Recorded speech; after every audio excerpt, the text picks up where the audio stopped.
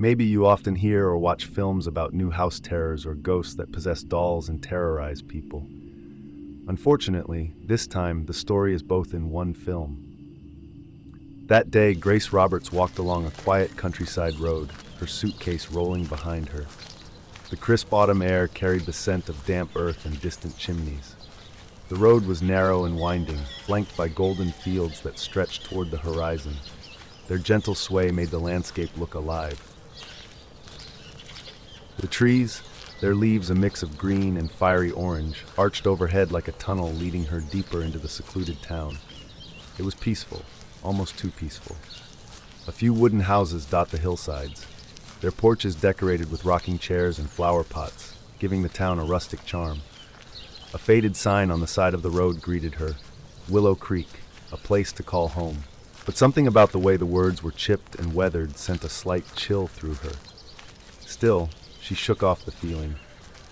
It was just an old sign, nothing more. As Grace Roberts continued down the winding road, she passed a man tending to a small garden beside a white picket fence. He was middle-aged, dressed in a flannel shirt and worn-out jeans, his face weathered by years of countryside living. When he noticed her, he paused, watching her with an expression that carried both curiosity and concern. Grace slowed her pace, offering a polite nod as she approached. She gestured toward a hill in the distance, where an old Victorian house loomed behind a veil of trees. The man's posture stiffened. He wiped his hands on his jeans, shaking his head slightly, as if trying to find the right words. There was something in his eyes, an unspoken warning, a quiet dread. Grace didn't need to hear the words to know what he meant. It was the same story every time, an old house, whispered rumors, and a town full of superstitions. She didn't believe in ghosts or curses. To her, it was just a house. With a faint smile, she continued on her way, ignoring the heavy gaze that followed her long after she passed. Grace Roberts finally reached the top of the hill, where the old Victorian house stood in eerie solitude. The house was massive, its once grand architecture now worn by time. Faded blue paint peeled from the wooden siding, and the tall, narrow windows reflected nothing but the overcast sky. A rusting weather vane creaked atop the roof, twisting lazily in the wind. The front porch sagged slightly, its wooden steps groaning under her weight as she climbed up. A cold stillness surrounded the house, as if the air itself had been drained of warmth. She pushed the heavy front door open, its hinges releasing a slow, mournful wail. Inside, the scent of dust and aged wood filled her lungs. The dim light from the hallway windows barely illuminated the space, revealing an unsettling detail. Dolls, dozens of them. Porcelain faces stared from every shelf, every cabinet, and even from high above the fireplace mantel. Their glassy eyes, wide and unblinking, reflected the faint light in an unnatural way. Grace felt a shiver creep down her spine, but she shook it off. It was just an old house with a strange decorating choice. Nothing more. Grace's breath grew unsteady as she stepped back, her pulse pounding in her ears. She turned off the lamp once more, hesitating before switching it back on. This time, the change was unmistakable. The room was smaller now, suffocatingly narrow, with walls that felt like they were pressing inward.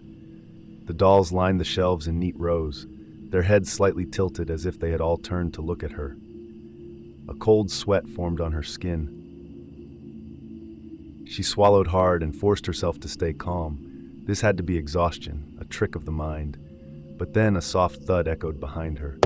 Her body went rigid. She didn't want to turn around, but something inside her demanded that she did. Slowly, she turned her head, her heart hammering. One of the dolls had fallen from the shelf. But it wasn't just lying there. It was sitting upright, facing her. Grace's throat tightened as she stared at the doll, its painted blue eyes gleaming under the dim light. It hadn't been there a second ago. A wave of nausea rolled through her as she forced herself to move, stepping carefully around it. She needed to leave the room, now. But just as she reached for the door handle, the lamp flickered. The light sputtered, casting erratic shadows that made the dolls seem like they were shifting. Then, total darkness. Grace's breath hitched. She fumbled for her phone, the screen's faint glow barely illuminating the space. When she turned it toward the shelf, the dolls were no longer sitting. They were standing. Every single one of them lined up in perfect formation, their tiny hands stretched forward as if reaching for her. A sharp creak sounded from the hallway, followed by slow, deliberate footsteps. Someone, or something, was moving toward her in the dark. Grace's breath came in shallow gasps as the footsteps grew closer, each one deliberate, measured. She pressed herself against the wall, her fingers gripping her phone like a lifeline. The dim glow barely cut through the darkness, but she could make out the shape of the doorway. She had to move, now. Summoning every ounce of courage, she bolted forward. The moment she stepped into the hallway, the temperature plummeted. The air was thick, heavy, as if the house itself was breathing. She turned to look back at the room, and her stomach dropped. The door was gone. In its place was a solid wall, as if the room had never existed. Her pulse pounded in her ears. This wasn't real. It couldn't be. She turned sharply, searching for an exit, but the hallway ahead wasn't the one she remembered. The wallpaper was darker, peeling away in long, curling strips. And the dolls, they were here too. They lined the corridor, their glassy eyes reflecting her phone's faint light. Then, from the shadows ahead, something moved.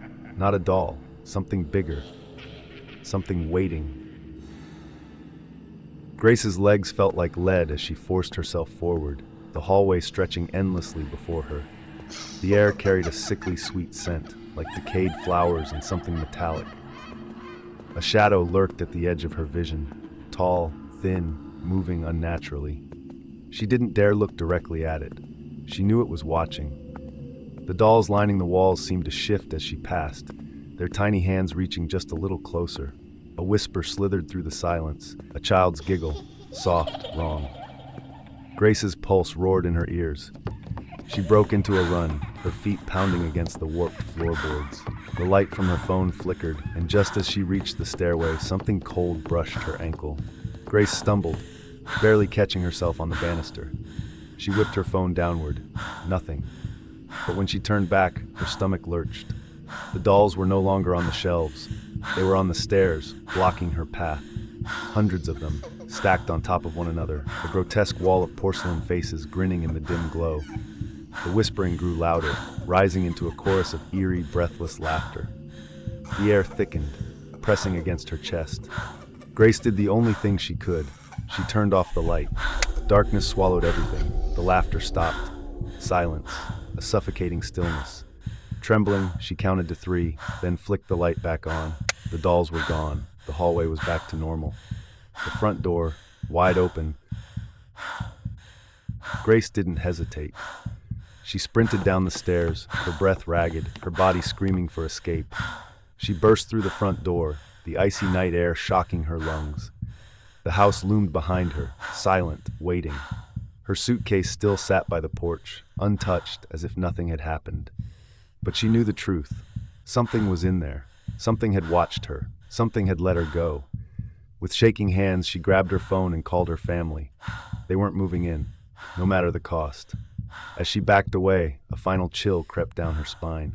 From the upstairs window, a single porcelain doll sat on the ledge, its head tilted, its empty gaze following her as she disappeared into the night.